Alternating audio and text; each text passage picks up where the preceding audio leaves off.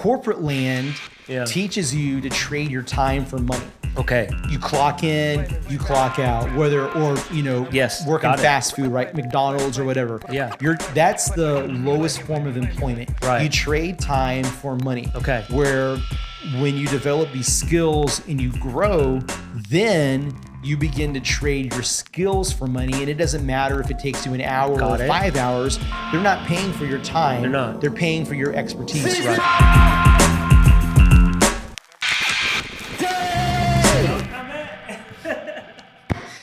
Don't tell the boys, but tell your friends that you are watching the Seize the Day podcast. My name is Brandon Stewart, and if you are a creative and you are in a 9-to-5, maybe you're a videographer, maybe you're a graphic designer, but the wheels are turning in your brain. You're trying to figure out, how do I make more money doing what I do on the weekends and maybe grow that into a profitable side hustle? This is the podcast you've been waiting for, and this is the day the algorithm did you right. Yeah. And I'm joined by the boy, my friend, DJ Sean P. Bro, and I will not judge you for not ever showing emotions and sending me that passive-aggressive text message.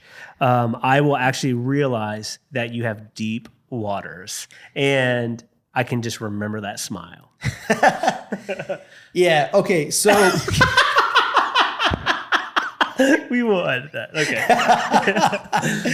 Okay. I mean, is there a better master of the segue? Yeah, okay, so... Put that in a book, bro. Yeah. All right, so we were talking a lot. I don't know how to get out of that, so we're just taking a hard left back onto the highway. Okay. Heading to California. Let's go for it. Okay. Monetizing, it sounds icky, but just get over it and deal with it. Monetizing your experience, right? Yeah. As an artist, you're told the art should just speak for itself, man. And everyone that says that is broke, man, right? And it is okay to be aware of your talent and the value, like the marketplace value of your talent. Yeah. And if you want to be successful as an artist in this world, meaning 2022 social media climate, landscape, environment, you have to know how to navigate social media. Right. And you have to understand, all these talks have been about understanding the underlying structure of systems. And we haven't deep dived on any one structure in particular, but just know, like, if you want to be successful, you have to have a structure, meaning a plan or roadmap to go from point A to point B. Like, you can just create and be happy and be fulfilled in the act of creation, right? Yeah. But if you actually want to monetize your skill set or your experiences, then you have to apply more like marketing know-how, structure to what you're doing, and have that be the underlying bedrock of what you create and put out. Right. So I was said. Thank you. I was getting into myself as an example, getting into like a coaching space, showing people how to ask better questions when they're on gigs. Let's go. Right. So the question would be, if you're on a shoot, right, as a videographer, because as a graphic designer, you're not really like on location with someone, you're just doing stuff remotely, right? So if you're a videographer and you're with the client, right, which is really great because you want to show you're personable, you have a great work relationship, you can make them laugh, because really there's that aspect of entertainment, because you got to make them laugh, you got to make them comfortable with, like, we want people to like you. It's important. We know, as if you sell anything, like if people like you, they'll buy from you. People buy from people they like, not from someone that necessarily has the best product. Right. So you're asking these questions because you're conveying you're competent. You're thinking big picture. The real question to start that transition from just being, a one-off hire for a video, to doing more work, maybe possibly becoming their marketing person, is you ask a simple question like, hey, okay, so we're making this video, but help me understand so I get the bigger scope of how to create this video, do all of this correctly for you. What's your plan on how these videos will fit into your larger marketing cycle? When you say this, I cringe at the fact that you would ask that on a shoot. But I'm like, smooth operator if you're getting coffee a week or two before the shoot and you're just casually talking. Yeah, maybe there is I think that might be a personality thing. Oh, okay. Because I would just ask the question because you're there. Okay. You're already you're doing work. Okay. But again, you don't say it in a way that's like commission breath, but you put it as if asked correctly, like ideally you'd come across as someone who thinks big picture. Oh, God, cool. Because it's almost small talk. Is that what you're? It's kind of small talk, right? But it's not. You're talking about them. You're not talking about you. Yeah, you're not being snaky, but you're just like, hey, let me, because I want to create the best thing for you. Okay. So help me understand the big picture here. Yeah. So we're going to create these videos, but you don't have to maybe necessarily say, how do these fit into your marketing cycle? But help me understand the strategy for how are you guys going to use these on social? Right. So that's going to help because that'll help me in my framing, in my blocking, right, in these questions. But you're laying the foundation, and then they go, well, we're doing this and that, and then maybe you have another angle of how because you're opening up the door to get them starting to talk about. I've actually seen you do this, by the way. It just dawned on me that I've seen you do this. Sorry, I got excited. Cool. So it opens the door to a bigger conversation, and it gets them talking about their plans. They're starting a future cast, right? There's another angle of saying like, okay, cool, like this works out. We post, these videos post. What are you trying to accomplish by posting these things, right? Right. And there's nothing wrong if you don't ask these questions, if you haven't had these thoughts yet. If you're just there doing a gig and getting a check, like I get it, right? Totally. But if you're wanting to step out and grow because you see the opportunity, right? Because everything in social media is video based anyway right now. Yeah. Yeah. So you're helping yourself maximize your work, future cast, right? Getting a client to talk about you in the future is a really good way to getting them warmed up to the idea of giving you another check, or, right? Working with them in the future, right? So, okay, so you would ask another question of like, what do you expect to get out of it? Or maybe not. That sounds like a little too direct, but if everything goes well, what kind of results are you looking to generate with these videos? Exactly. Yeah. Questions like that. Who's your core audience? Yeah. Who's the core audience? What do they like? Right. And so that information does help you in the creation of your videos. Picking the right music, using the right font, even like practical things like that as a creator. Yeah, exactly. Yeah. But that just, it's all groundwork to show them that you actually think big picture. You're able to think holistically and not just in one like vertical of just, I'm just a video guy. Right. And then the conversation can open up more. Maybe you're after the shoot, you're talking about stuff, more ideas, and then you can kind of let them know it's like, yeah, man, I actually help other people out with these things. And if you want to, because you're already talking about business, you don't have to warm up and do small talk. Okay. Like for me, it's a natural transition to be like, if you want to see a proposal of how like I would work something like this into a strategy for, if I was doing it for myself, I can put together a pitch deck for you just so you can kind of get an idea. Like because a lot of people, here's the other thing, they don't, because of how businesses are structured, they don't have the plan. You know what? I just want to double down on that. I have always been amazed in my professional life how true that is. Sometimes it made me lose trust with an employer. Like early on when I worked for a big company, I was like, oh, everybody's climbing a ladder here.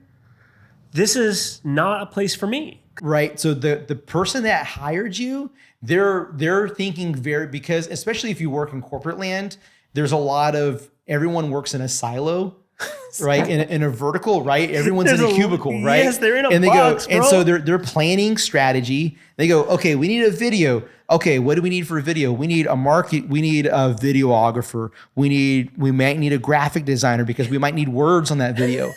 We might need at some point. What's the marketing strategy? Well. If they get to that step, by the way, they're killing it. Yeah. Most of them, they're like, we made a video, and that's it. Yeah, and then they're like, well, who's the youngest person here? Yeah. What's this I hear about hashtags? Right? That's the conversation. Dude, right? Completely irrelevant. Or they make a beautiful video, and it's like, what now? Yeah. So they're doing all these things, and then they think that they have to have a videographer, a graphic designer, and then some like marketing magician dude at the very end, where you can come in with base level knowledge and still wow them because they're doing their business thing all day, whatever that is. They're selling paper clips all day. Totally. And then your field, in order to bring so it's not because the landscape is what it is now, you just can't be a videographer. Right. You have to understand marketing because you really, if you care about your actual business, you have to know the landscape into which your art is going. So you have to understand these things. So it makes sense for you or us, right? As an artist, whatever our medium is, we have to understand the platforms they're going on if we want to get more work and we're bringing more value because they think they have to go and hire 4 people. When you actually have the guts to have the conversation with them in a natural way as possible, right? Then they go, oh, yeah. Well, then they go, okay, yeah. Well, let me get back to you. And then they go, guys, this guy does everything. Dude, okay, so if anybody is listening and they find this part interesting, we recorded an episode with Hector Guerrero. Tiger Teeth Creative. Yep. And that's going to be a bonus episode, but you guys have to reference that because he is what you're talking about. Yeah. Like he came into this video game from the social media world and he looked at videographers and he said, you guys suck. And when he says those things, dude, it hurts me so bad because those people are the people that taught me how to do video. And those are the price points that was handed down to me. And he is a disruptor. And he's like, you want what for what? No way. Give me the camera. And because he knows the platforms, he knows what the videos are supposed to do. Yeah. And he blows the video model out. And I wanted to say, watch out for that episode because what you're saying, we have a guest at a deep dive on it. That. And asking him how he did all those things and get into explain everything. So. But you were saying like you brought this whole thing up because you were saying how this conversation can grow your business and you using your experience can help coach people into understand these things maybe? Yeah. So helping like, how do you understand your business, understand just the marketing platforms better. And then how do you start to go out and have those conversations? And then all the details along the way of, so like there's someone, I'll just say it like my wife does balloons, like garlands and for events and whatnot. Yeah. And for her right now, it's still like more of a hobby, right? But she gets paid to do it. Yeah. But then she's encountering the things that you encounter in a business all along the way of people trying to lowball and different things. Right. And so, helping her like understand, it's like, if you were to see like an Instagram account promoting a service and it says, in the profile, it might say minimum order is X amount of dollars. Yeah. And you're like, oh, like, why would they, if you're brand new, you might say, well, why would they say that? That sounds like you're cutting people out. But then you start to go down the route of providing said service and then people want to lowball you and then, oh, well, my budget's this, but they already like half committed or something, right? And then you're like, oh, yes, this is why, because you're not, so this goes into also of like corporate land teaches you to trade your time for money. Okay. You clock in, you clock out, working fast food, right? McDonald's or whatever. Yeah. That's the lowest form of employment. Right. You trade time for money. Okay. Where when you develop these skills and you grow, then you begin to trade your skills for money. And it doesn't matter if it takes you an hour or 5 hours. They're not paying for your time. They're not. They're paying for your expertise. So like for my wife, there's a special balloon place where she goes to get her balloons, and they cost more, but they're better quality. They're thicker. You can maneuver them without popping them. Yeah. And then, but there's the cheap version, like the Garland kit you can buy on Amazon for $35. And those balloons are just like a regular balloon, and they pop and they're static electricity and they're gone. Right. And so people would want to lowball her and be like, well, I can go order on Amazon. And it's like, yes, you absolutely can, but then you're required to do it yourself. Yeah. Right. When you pay this, it's like our IT homies, right? Like IT, like they're like, no, this is the hardware you need, or I'm not your IT person. Yeah. And so for my wife, it's like walking with her through that process of gaining the confidence, like, because she's been doing balloons for a while now. Okay. And she enjoys it, and it's fun. And that's how all these creative things start. Tight. Something's fun for us to do. And so we inevitably put in the time and get better. And then someone comes along and says, oh, I want that. How much is it? We're like, and we don't know how much to charge. And that's okay. Yeah. Right. And so you start small, and then you go, oh, I need to charge more. Because why? Because you're more valuable than trading your time for that. Like, that took you 5 hours and you charged X amount of dollars to do. Like, you almost paid them.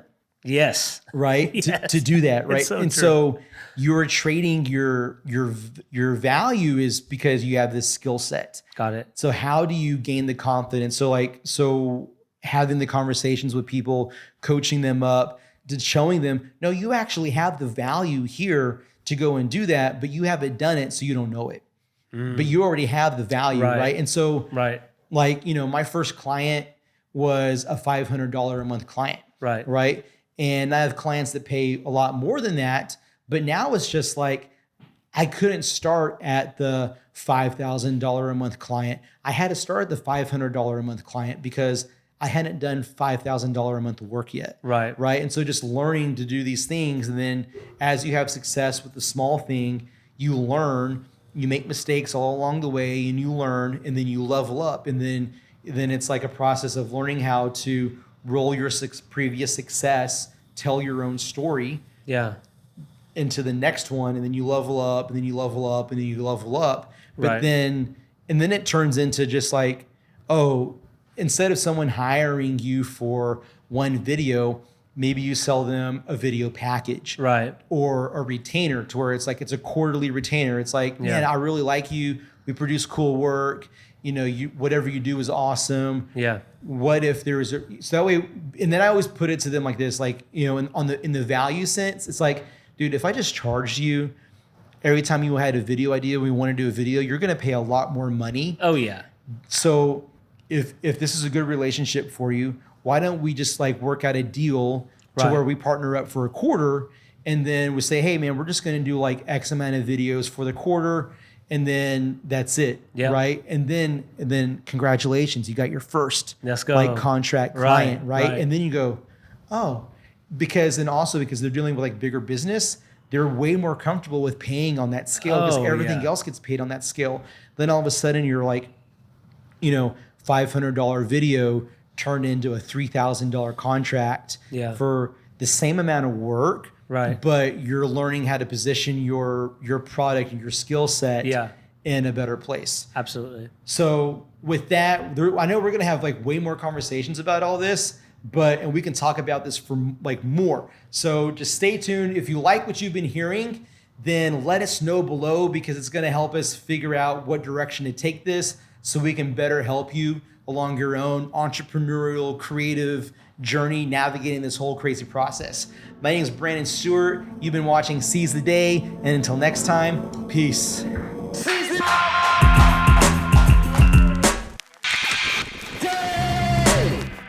Video production and creative design by View Creative LLC. Start your own video podcast today by visiting createyourview.com.